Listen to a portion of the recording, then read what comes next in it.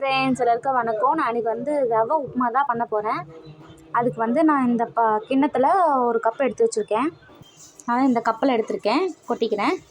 வறுத்த ரவையாக இருந்தாலும் வறுக்காத ரவையாக இருந்தாலும் கொஞ்சம் வறுத்துக்கலாம். நம்ம அனல் கம்மியாகவே வச்சு வறுத்துக்குங்க. கொஞ்சம் வறுபட்டால் போதும். ரவை சூடாகிற வரைக்கும் நல்லா வறுத்துக்கணும். நல்லா சூடாகிடுச்சு. நான் இப்போ ஒரு பாத்திரத்தில் கொட்டி ஆற வச்சுக்கலாம். ஒரு தட்டில் கொட்டி நல்லா ஆற வச்சுக்கலாம். அதே கடாயில் நான் 2 டேபிள் ஸ்பூன் எண்ணெய் ஊற்றிக்கிறேன். எண்ணெய் நல்லா காஞ்சிருச்சு. இப்போ கடுகு போட்டுக்கலாம். உளுத்தம்பருப்பு போட்டுக்கலாம். 1 ஸ்பூன் உளுத்தம்பருப்பு, 1 ஸ்பூன் கடலைப்பருப்பு. இதை நல்லா வறுத்துக்கலாம்.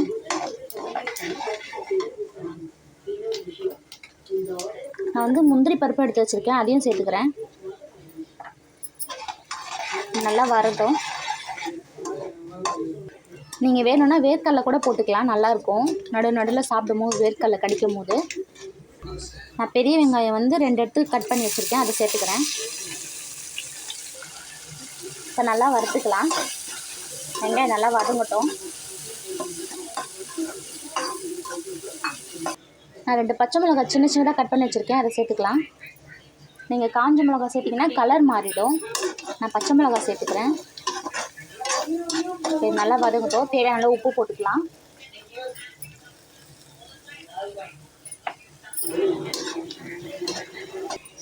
வெங்காயம் நல்லா வதங்கிடுச்சு. அதுவும் ஃபுல்லாக வதங்கக்கூடாது, முக்கால்வாசி தான் வதங்கியிருக்கணும்.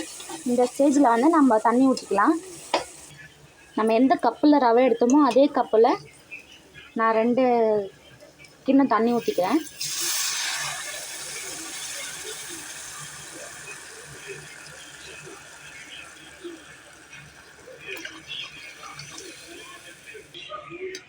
இது நல்லா கொதிக்கட்டும். இந்த ஸ்டேஜில் வந்து நீங்கள் உப்பு பார்த்துக்குங்க. உப்பு கரெக்டாக இருக்கான்னு செக் பண்ணிக்கோங்க. எனக்கு உப்பு கொஞ்சம் கம்மியாக இருந்துச்சுன்னா உப்பு சேர்த்துக்கிட்டேன். உப்பு வந்து கொஞ்சம் லைட்டாக அதிகமாக இருக்கணும். அப்போ தான் ரவை வேகும் போது அது கரெக்டாக இருக்கும் உப்பு. இப்போ இது நல்லா கொதிக்கட்டும். கொதிச்சோன்னா நம்ம ரவை கொட்டிக்கலாம். நல்லா கொதிச்சிருச்சு. இப்போ நம்ம ரவை கொட்டிக்கலாம்.